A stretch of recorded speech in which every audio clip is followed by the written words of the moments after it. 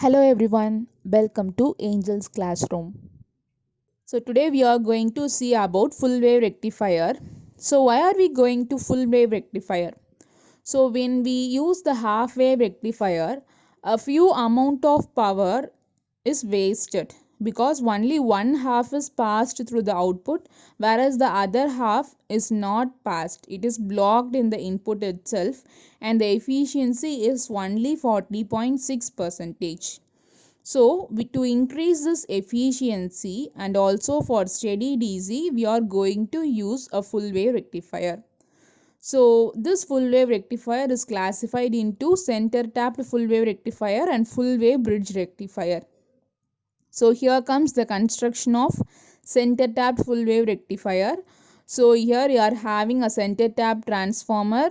We are having two diodes and a resistive load. So it is a normal transformer with a slight modification that an additional wire is connected to the secondary winding. So because of this, the construction, the AC voltage is divided into two equal and opposite voltages. That is your positive voltage and negative voltage. But the total output voltage can be calculated by V is equal to VA plus VB. Okay, see this diagram.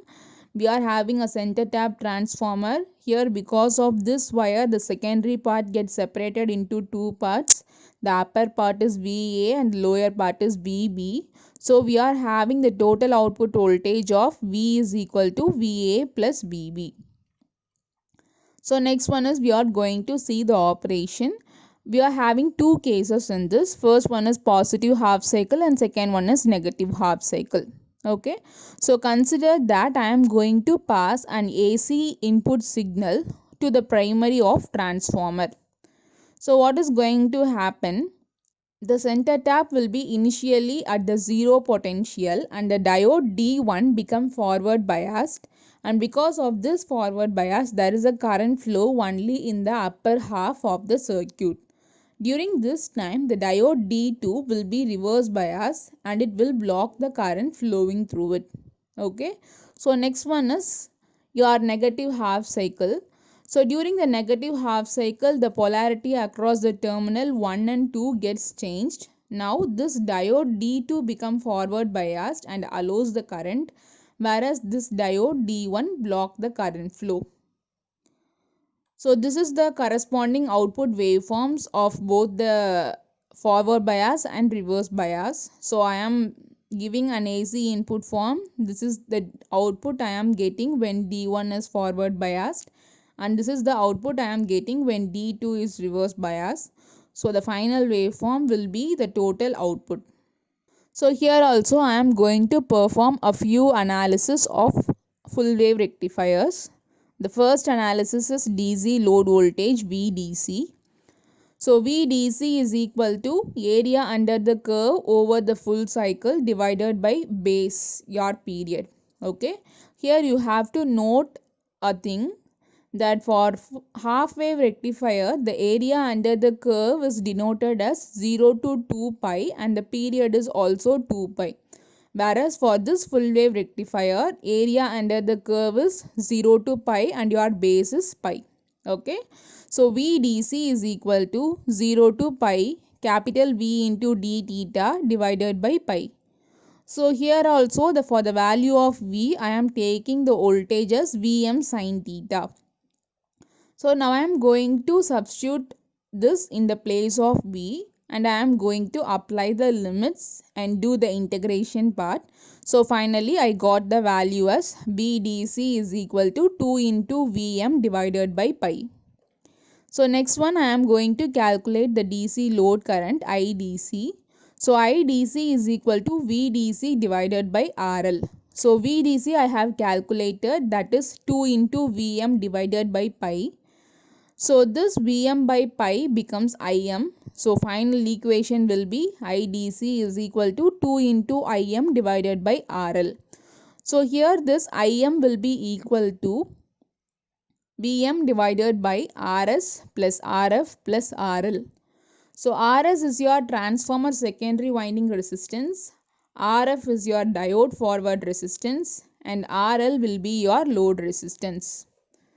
So next analysis is RMS value of output voltage Vrms. So Vrms is equal to square root of area under the square wave divided by base.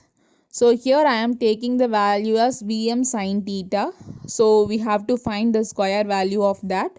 So Vm square sin square theta divided by pi. Now I have to apply the limits of 0 to pi and I have to do the integration part. So finally I have the value of RMS as Vrms is equal to Vm divided by root 2. Next analysis is RMS value of output voltage IRMS. So IRMS is equal to Vrms divided by RL. So Vrms value we have already calculated, that is Vm divided by root 2. I am going to substitute the same over here. So the final value will be Im divided by root 2. Next one is ripple factor gamma value. So ripple factor gamma is equal to square root of Vrms divided by Vdc the whole square minus 1. So I am going to substitute the value for Vrms as well as Vdc. Then I have to reduce the equation and find the final value as 0.48. Next one is my rectification efficiency eta. So the ratio of DC output power to AC input power is known as the rectification efficiency.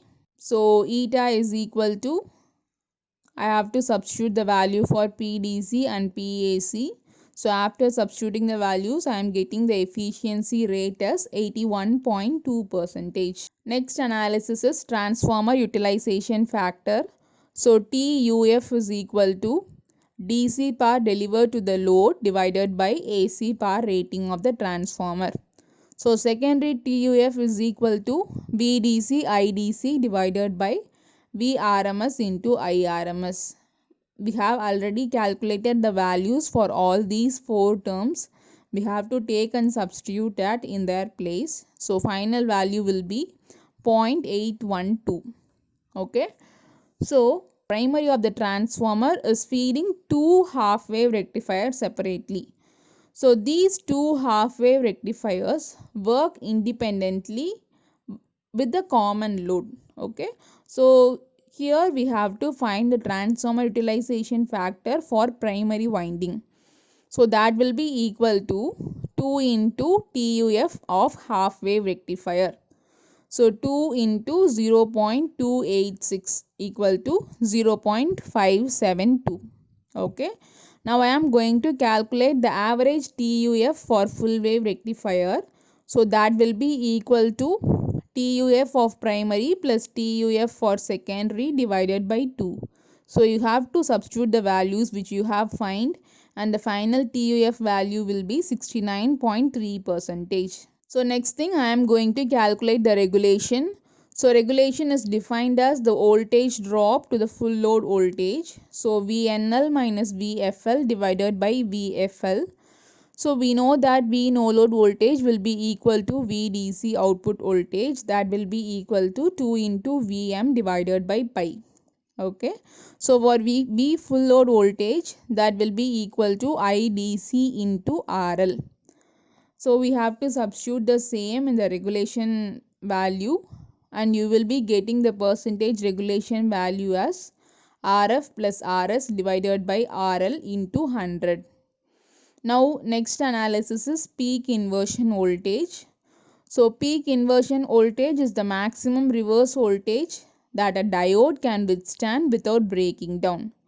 So during the positive half cycle of the AC input, diode D1 is forward biased. At that time, the negative cycle of the AC input voltage, the diode is reverse bias. Okay. So thus these two diodes are alternatively become forward biased and reverse biased. So now PIV is equal to 2 into Vm because the entire voltage is appeared across the non-conducting diode. So here are some advantages and disadvantages. So the advantage will be efficiency is twice than that of half wave rectifier. The ripple factor is less than the half wave rectifier and some of the disadvantages are the PIV value of the diodes used is twice than that of the diode used in half wave rectifier. Okay, so thanks for watching.